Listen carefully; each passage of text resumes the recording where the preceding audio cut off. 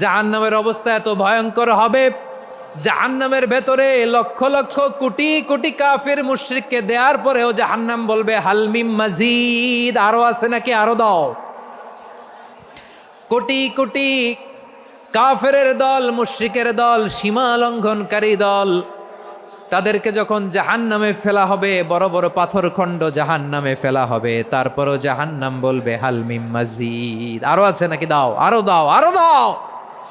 আমার ক্ষুধা নিবারণ হয় নাই। জাহান্নামে তো উত্তপ্ত হবে, জ্বলন্ত হবে, ভয়ঙ্কর হবে। জাহান্নামের এক অংশ আরেক অংশকে খেয়ে ফেলবে। আল্লাহু আকবার। ফেরেশতারাও টালমাটাল হয়ে যাবে। জাহান্নামের রক্ষী ফেরেশতারা কি করবে তারা নিজেরাও বুঝতে পারবে না।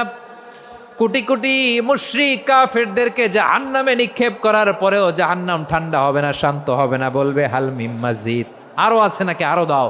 তখন আল্লাহ তাআলার কুদরতি পা জাহান্নামের ভেতরে ঢুকিয়ে দিবেন। সুবহানাল্লাহ পড়তে পারলেন না মজা করে? কোনো কিছুতেই যখন জাহান্নামকে শান্ত করা যায় না, আল্লাহ তাআলা তার কুদরতি পা জাহান্নামে ঢুকিয়ে দিবেন। দেওয়ার সাথে সাথে জাহান্নাম থেকে আওয়াজ আসবে, কত কত বিইজ্জাতিকা ওয়া বিকারামিকা, আল্লাহ আপনার ইজ্জতের কসম, যথেষ্ট হয়েছে, এনাফ এনাফ, আর লাগবে না। সুবহানাল্লাহ বলেন। ওই ভয়ঙ্কর জাহান্নামে আমরা যেতে চাই কেউ?